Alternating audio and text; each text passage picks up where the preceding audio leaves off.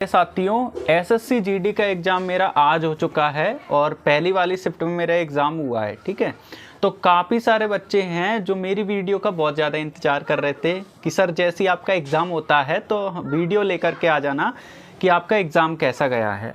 तो देखिए दोस्तों, मेरा एग्ज़ाम बहुत ही अच्छा गया है और कितने मैंने अटेम्प्ट किए हैं और किस सब्जेक्ट का लेवल इजी आ रहा है, किस सब्जेक्ट का लेवल हार्ड आ रहा है। तो भाई आपका भी एग्ज़ाम आने वाला है एसएससी जीडी का। ठीक है, तो आप इस वीडियो को देख लेना, काफ़ी ज़्यादा हेल्प इस वीडियो से आप सभी को मिलने वाली है। उससे पहले दोस्तों, जो बच्चे मेरे चैनल पर पहली बार आए हैं वो चैनल को सब्सक्राइब कर लेना और एक छोटी सी घंटी आएगी उसे भी ज़रूर दबा लेना, ताकि एसएससी जीडी और जितनी भी भर्ती आती हैं उन सभी के अपडेट मैं इस चैनल पर आप सभी को देता हूँ। देखिए दोस्तों, एसएससी जीडी का एग्ज़ाम आज मेरा था और सुबह वाली शिफ्ट में एग्ज़ाम था। अब मैं आप सभी को बता देता हूँ, सबसे पहले तो आपको जो है समय पर एग्ज़ाम सेंटर पहुँचना है। ठीक है, टाइम का बहुत ज़्यादा आपको विशेष ध्यान रखना है।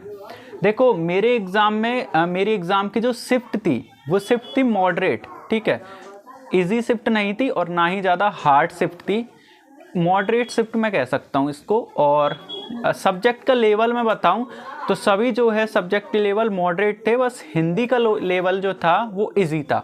अब हिंदी में देखो, जो बच्चे ने हिंदी जो है 15 से 20 दिन भी पढ़ी होगी ना, वो पूरे में से 20 क्वेश्चन हिंदी में कर सकता है।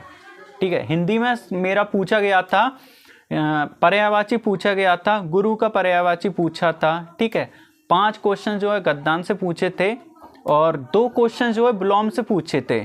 ठीक है, एक रात का पूछा था, दिन होता है, ठीक है, विलोम से, और एक और क्वेश्चंस पूछा था, विलोम से ही पूछा था। उसके बाद दोस्तों वाक्य शुद्धि से क्वेश्चंस पूछे थे।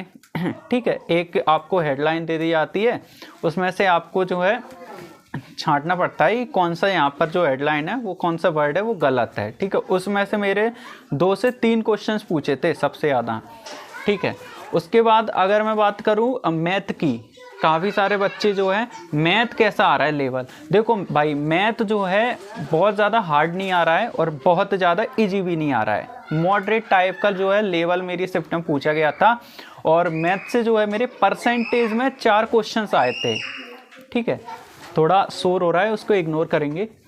परसेंटेज में जो है 4 क्वेश्चंस आए थे और परसेंटेज में दोस्तों पॉइंट से क्वेश्चंस आए थे। ठीक है, पॉइंट से क्वेश्चंस आते हैं ना, जैसे कि सीआई में भी एक मेरा क्वेश्चंस आया था चक्रवर्ती ब्याज में, उसका जो है मूलधन निकालना था, मूलधन से एक क्वेश्चंस आया था, वो पॉइंट में था। उसके बाद दोस्तों मूलधन और दर निकालना है, उससे भी एक क्वेश्चंस आया था।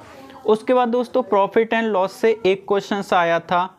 उसके बाद मेरा जो है वोट एंड स्ट्रीम से 2 क्वेश्चंस आए थे दोस्तों। ठीक है, वोट एंड स्ट्रीम से 2 क्वेश्चंस हो गए।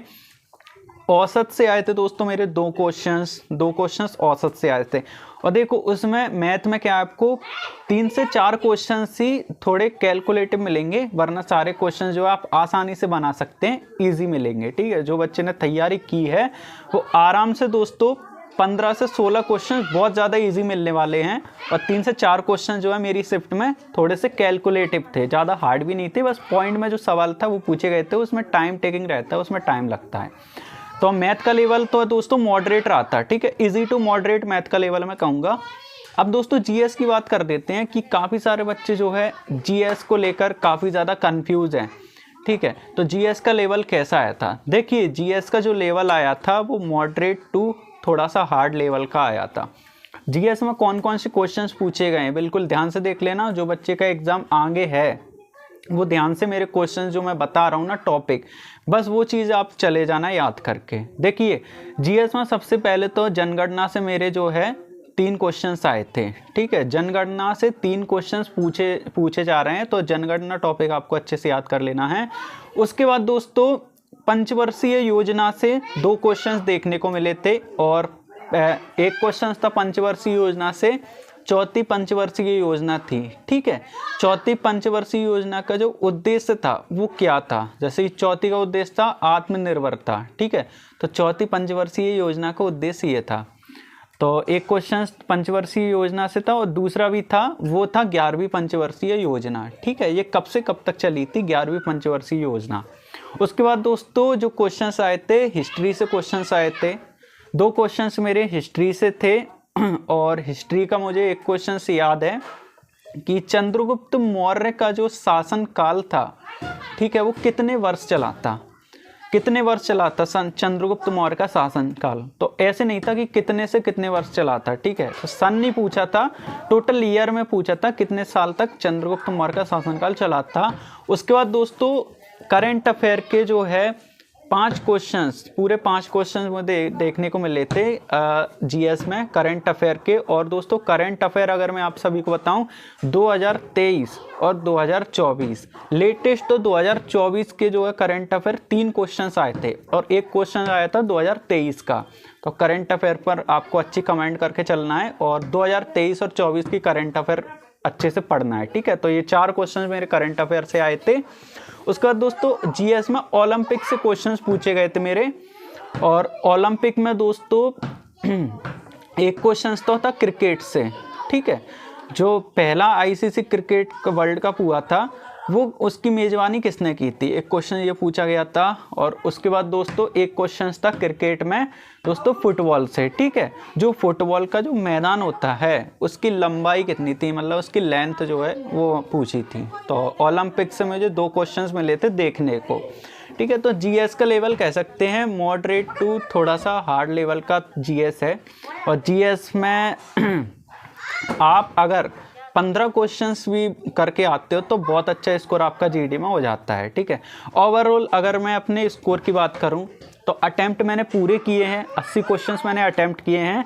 अगर मैं सही बताऊं ना मेरे अंदाज से तो 71 जो है क्वेश्चंस मेरे अपने अंदाज से सही है, बाकी आंसर की आती है जब हम देखते हैं कितने क्वेश्चन सही निकलते हैं। तो 71 के अराउंड मेरे जो है सही हो सकते हैं, ठीक है। तो आपका जो लेवल है, जो आज की शिफ्ट का मेरे एग्ज़ाम का जो लेवल है वो इजी टू मॉडरेट ही रहा है, ज़्यादा टफ नहीं रहा है, ठीक है। कैटेगरी मेरी ओबीसी से है और एमपी से बिलोंग करता हूँ, एमपी की थोड़ा कट ऑफ जो है दोस्तों ज़्यादा जाती है।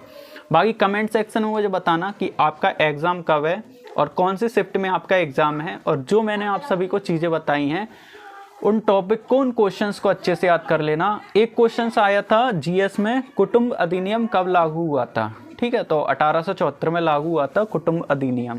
तो एक ये क्वेश्चन आया था जीएस में। बाकी रीजनिंग की अगर बात करूं तो दोस्तों रीजनिंग में जो आपके बहुत ही ज़्यादा मतलब इजी टू मॉडरेट ही रीजनिंग है, रीजनिंग से ज़्यादा कुछ आपको जो है हार्ड लेवल का देखने को नहीं मिलेगा, ठीक है।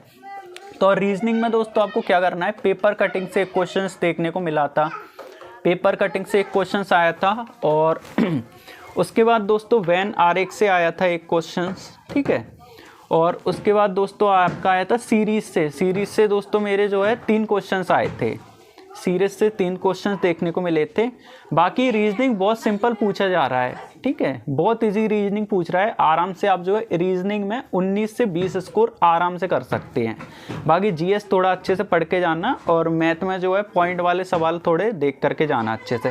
ट्रेन से क्वेश्चन आया था दोस्तों, ठीक है, जैसे एक ट्रेन जो है 395 मीटर है लंबी, प्लेटफॉर्म को पार करती है, ऐसा कुछ क्वेश्चन आया था ट्रेन से।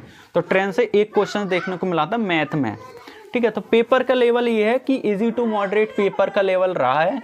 और आज मेरा जो है एग्ज़ाम हो चुका है, पहली शिफ्ट में एग्ज़ाम था, तो भाई मैंने आप सबको बता दिया है बहुत अच्छे से कैसा एग्ज़ाम गया है, कितने मैंने अटेम्प्ट किए हैं, ठीक है। अब जो है आपकी कट ऑफ कितनी जाने वाली है, एक्सपेक्टेड कट ऑफ, इसको लेकर मैं आगे वीडियो बनाऊंगा, तो आप चैनल को सब्सक्राइब करके ज़रूर रखिएगा।